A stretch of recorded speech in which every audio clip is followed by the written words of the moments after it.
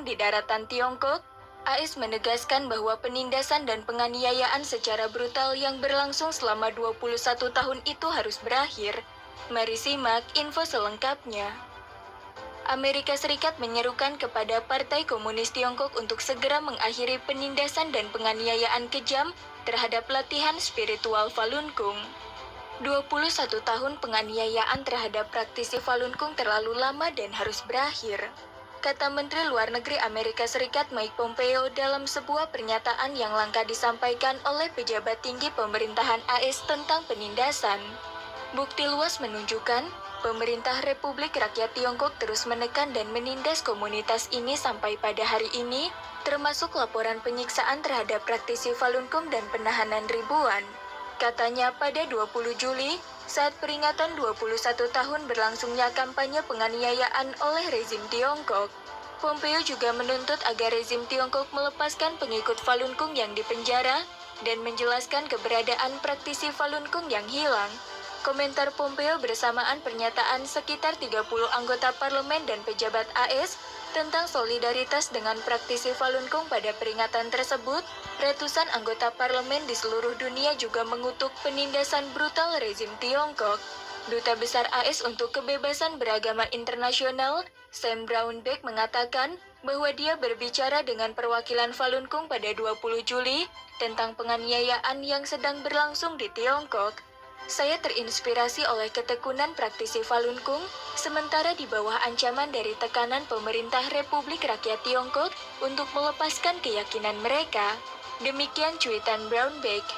Falun Gong, juga dikenal sebagai Falun Tafa, adalah disiplin spiritual yang mencakup latihan meditasi dan seperangkat ajaran moral, berdasarkan prinsip-prinsip, sejati, baik, sabar.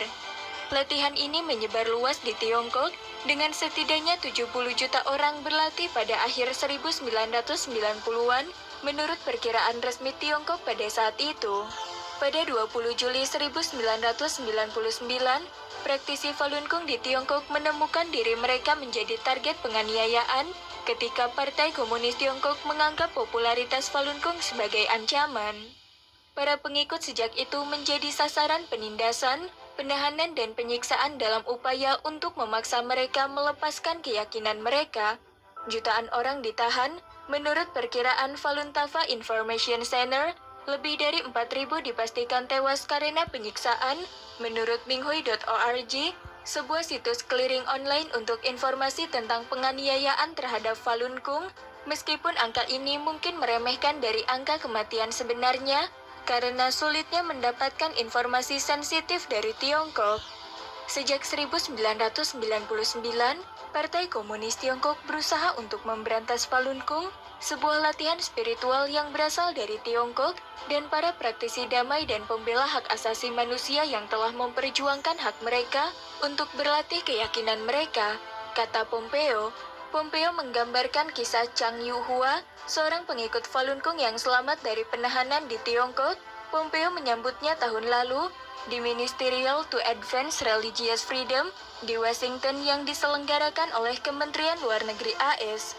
Setelah selamat dari apa yang digambarkan sebagai penyiksaan saat berada di kamp kerja paksa dan penjara di Tiongkok, ia membela atas nama suaminya yang dipenjara, Mak Chen Yu, yang mengalami penyiksaan berbulan-bulan karena ia menolak untuk melepaskan keyakinannya pada Falun Gong. Katanya, Chang berulang kali dipenjara dan mengalami penyiksaan di Tiongkok selama 7,5 tahun sebelum melarikan diri ke Amerika Serikat pada 2015. Dia termasuk di antara 27 orang yang selamat dari penganiayaan agama untuk bertemu dengan Presiden Donald Trump di Oval Office beberapa waktu lalu.